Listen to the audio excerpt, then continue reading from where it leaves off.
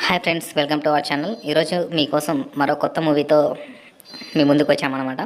So movie name వచ్చేసి నోస్ఫెరాటో అంటే ప్రాచీన కాలంలో వ్యాంపైర్స్ అని.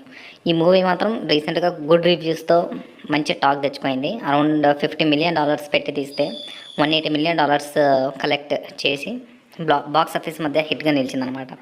ఈ మూవీ మెయిన్ స్ట్రెంగ్త్ ఏంటంటే దీని స్టోరీ.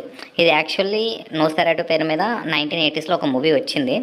బట్ అగైన్ దాన్ని ఇన్స్పైర్ చేసుకొని ఇప్పుడు తీశారనమాట. అందుకే చాలా మంచి గుడ్ రివ్యూస్ వచ్చాయి దీనికి. యాక్చువల్లీ ప్లాట్ విషయానికి వస్తే హీరోయిన్ ఒక విలేజ్లో ఉంటారన్నమాట. And hero is working under agency, that is rental agency. అదేంటంటే ప్రాపర్టీస్ సెల్ చేస్తూ ఉంటాడు. అండ్ హీరో మేనేజర్ ఏం చేస్తారంటే ఒకరోజు ఒక టాస్క్ ఇస్తాడు హీరోకి. అదేంటంటే ఒక విలేజ్లో ఒక పెద్ద ఆయన ఉంటాడు. సో అతనికి ప్రొసీజర్ అండ్ పేపరింగ్ వర్క్స్ చేసుకొని రమ్మని చెప్తాడు అనమాట.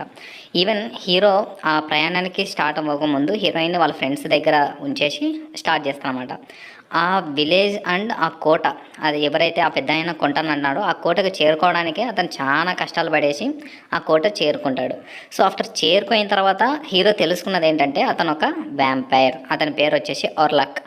ఆ ఓర్లాక్ ఏం చేస్తాడంటే హీరో దగ్గర ఉన్న హీరోయిన్ లాకెట్ తీసుకొని హీరోయిన్ని కర్స్ చేస్తాడనమాట, శపించేస్తాడు.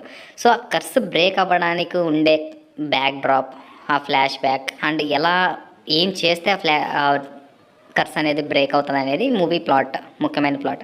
ఇది actually 1980s and 1990s and 2010s and 2020s around 2015s ఆ మధ్యలో వచ్చిన వ్యాంపైర్ మూవీస్ ఎలాంటి వైబ్స్ ఇస్తాయో అలాంటి వైబ్స్ ఇచ్చింది. మెయిన్ దీనికి స్క్రీన్ ప్లే వెరీ గ్రిప్పింగ్గా ఉంటుందన్నమాట. సీట్ ఎడ్జ్లో కూర్చొని చూస్తాం. అండ్ ఇలాంటి మంచి మూవీ రివ్యూస్ కోసం please do subscribe. Thank you.